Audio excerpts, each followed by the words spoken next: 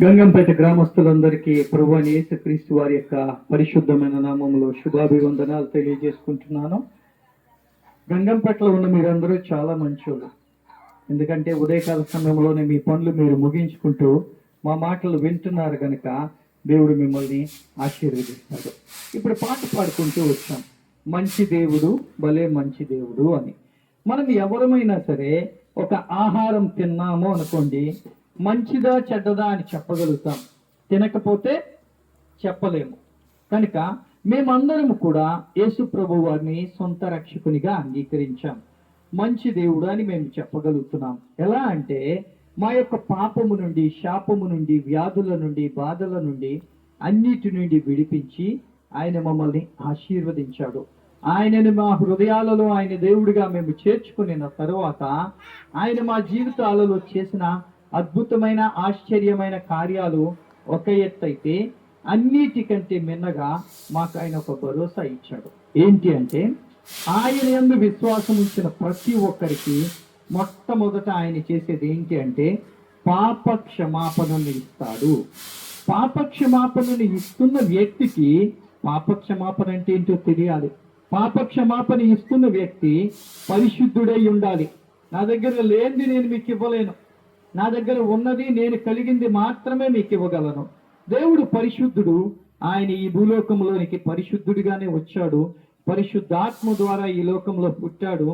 ఆయన మరణాన్ని జయించి తిరిగి లేచి మన పాపాల నిమిత్తం కల్వరి శిలువలో ప్రాణత్యాగం చేశాడు. చేసిన ఆ ప్రాణత్యాగం ఎందుకు అంటే మన పాపాల నుండి మనల్ని విడిపించడానికే.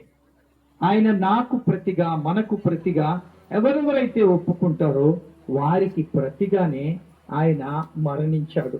మరణించి పరిశుద్ధులుగా చేశాడు. పరిశుద్ధులుగా అంటే మనం ఏదో ఈ లోకంలో కడగబడిన వారిమని కాదు.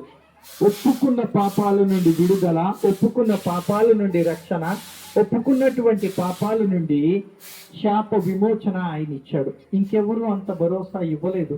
మీ పాపాల నిమిత్తం నేను ఈ లోకంలోనికి వచ్చాను, మీ పాపముల నుండి నేను విడిపించగలిగిన సమర్థుడిని అని. యేసుప్రభు వారికి ఉన్న ఇంకొక పేరు కరుణామయుడు. ఆయన కరుణ ఎందులో చూపించాడు అంటే మన పాపాలలో నుంచి మనల్ని తీసివేయడానికి ఆయన కరుణ చూపించాడు. ఎవరైనా చెడిపోయిన వాళ్ళని ప్రేమించడానికి ఈ లోకంలో ఎవరు రారు. చెడిపోయింది ఎవరు అంటే వ్యక్తులుగా ఉన్నవారు ఎవరైనా సరే. పాత వస్తువులు ఎవరైనా ఇచ్చేస్తాము అంటే ఎవరైనా తీసుకోవడానికి ఇష్టపడతారా? ఒక్క ఇనుప సామాన్లు అలాంటి వాడు తీసుకునేటట్టుగా ఆయన కూడా ఈ లోకంలోకి వచ్చి మన పాపాలను తీసివేసి మన హృదయాన్ని మార్చి ఆయన ఈ లోకంలో ఉన్నటువంటి వ్యక్తులలో మంచి వ్యక్తులుగా తీర్చడానికి ఒక దారిని చూపిస్తానన్నాడు. మళ్ళీ ఆయన రాబోతున్నాడు. వచ్చేటప్పుడు ఆయన అడుగుతాడు, రక్షింపబడడానికి నీకు అవకాశం ఉండి కూడా నువ్వు రక్షింపబడ్డావా, నా నామాన్ని నువ్వు ముందుకు తీసుకొచ్చావా అని. ఆ దినమే తీర్పు దినము.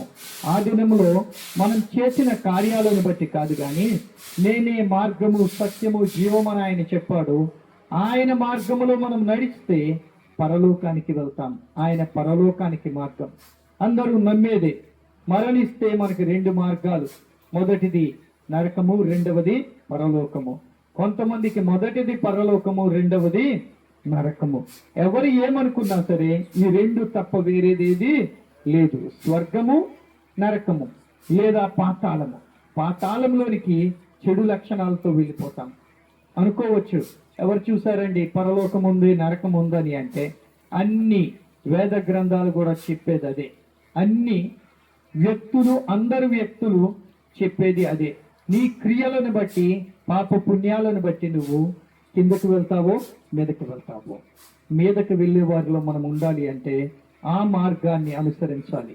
ఆ మార్గమై ఉన్న దేవుని ఎరిగిన వారిమైతేనే వెళ్తాం. ఆ మార్గమైనటువంటి యేసు ప్రభు వారిని ఇంకా పూర్తిగా తెలుసుకోవాలనుకుంటే స్థానికంగా సంఘం ఉంది, మందిరం ఉంది. ప్రసాద్ బ్రదర్ వస్తున్నారు. ఆ మందిరంలో మీరు దేవుని గురించిన వివరాలు తెలుసుకోవచ్చు. ఇంకా మిగిలిన విషయాలన్నీ ఆయన మీకు తెలియజేస్తారు. దేవుడి మాటలను మీ వినికిడిలో దీవించును గాక. ఆమేన్.